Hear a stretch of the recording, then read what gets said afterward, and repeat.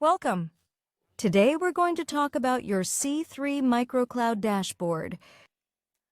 Remember that only administrators and teachers can access this feature. First, let's log in. In this example, I logged in as an administrator. Then choose the dashboard option from the menu on the left. The dashboard shows the details and status of various services in your C3 Microcloud. Let's get to know each of them. First of all, as you can see, we have an indication of the current version installed on your C3 Microcloud. Right next to it, we can see a notice that there is a new version available to be updated. As a result, this box becomes clickable. In other words, just click here, and we will be directed to a new update window. In this window, all we need to do is click on the Pre-Update button, as indicated on the screen now, so that your C3 Microcloud do the whole version update process automatically. At the end of the process, the button to return to your C3 Microcloud page will be enabled, as indicated. Just click to take us to the main page again. Before we continue with the description of the dashboard, we would like to point out that this version update can also be done through the System menu, sub-item Update System. Clicking on this option will open a window to let you know whether or not there are any new versions available. Remember that this feature is only available if you log in as an administrator. In other words, teachers will not have access to it.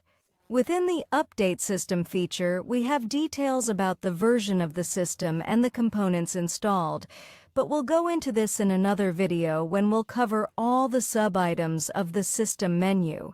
As we've just updated our version of C3 Microcloud, the warning appears, as we can see on the screen, that there is currently no newer version than the one currently installed. Returning to our dashboard to continue the explanation, you'll notice that the information in the first box on the screen has already changed to show the version number currently installed on your C3 Microcloud. Before the update it was 5.0.2, and after the update it became 5.0.4. Likewise, the information has also changed, as you can see on the screen, that the system is now updated with the latest version installed. If new versions are released and made available to be installed, this box will become available to be clicked on again to enable the new version update procedure. If there are no new versions available for updating, the box will remain unclickable. Next to it is the disk space usage information. Here we have the information in summary form. In other words, there is information on the total amount of disk space and the amount of space already used, in our example 8 GB and 4 GB respectively. Next, we also have information about the synchronization status. So, as we can see on the screen now, we have the information that the last synchronization check was made, in the case of our example 20 minutes ago. So, in this case, we have the information that our C3 Microcloud is synchronized. Just below, we also have a registration notice for your C3 Microcloud. If you haven't registered, just click here, as indicated on the screen. When you click, a box will open so that you can scan a QR code using a mobile device. If you don't have one, no problem. Just click here, as indicated on the screen. It is important that you register your C3 Microcloud. When you click on it, a new window will open containing a form where you will have to enter some personal registration information. After filling in the information on the form, just click on the Register button.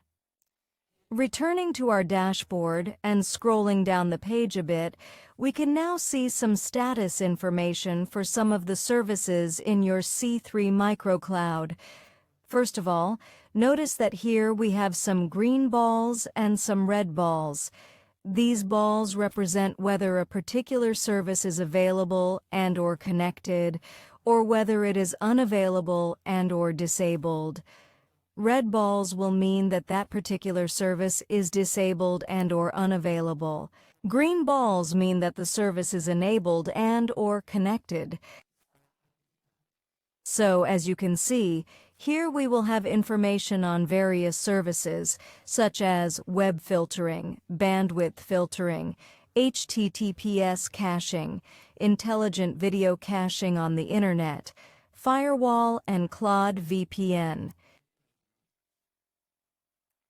Below we can see, as indicated on the screen, some general information about the domain name, the local time and date, the host name, and the uptime of your C3 microcloud. Also in this box, we will be able to restart our C3 microcloud. When we choose this option, a box containing a warning will open so that we can be sure of the procedure we are about to carry out.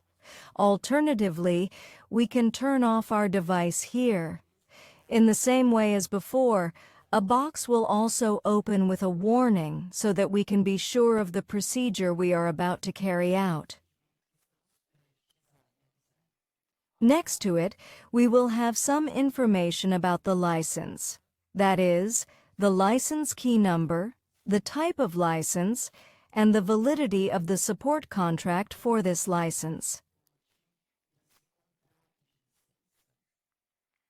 Scrolling down the screen a bit, we have a box that contains some general information about C3 Cloud Control, namely the connectivity status, which in the case of our example, we are online, and the synchronization status, which in the case of our example is telling us that our C3 microcloud is synchronized, because sometimes there can be content and applications sent from the C3 Cloud Control waiting to be synchronized. In the case of our example, there is information that our C3 microcloud is synchronized with the C3 Cloud Control.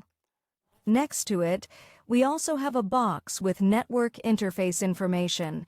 Just as we explained before, here too we find the green and red balls, which have the same meaning as explained above.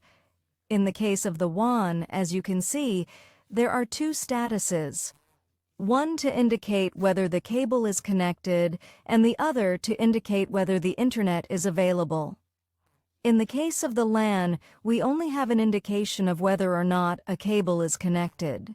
As you can see in our example, in this case the cable is disconnected, red ball indicating.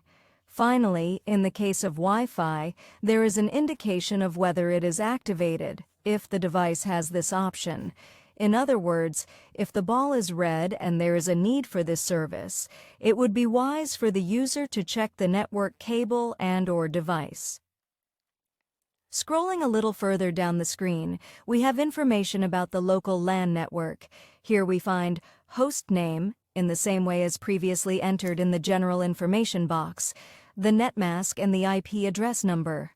And next to it, we have information about WAN Internet access, such as the IP configuration method, which in our example is automatic, the netmask, which was also already entered in the local network box, the DNS server number, the IP address number, and the gateway.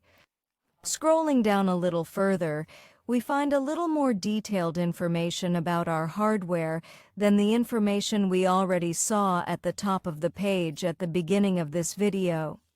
Here we have information about the number of CPU cores, the total amount of disk space, and the amount of space already used. We also have more detailed information, as you can see on the screen, about disk usage in terms of data space usage and system space usage.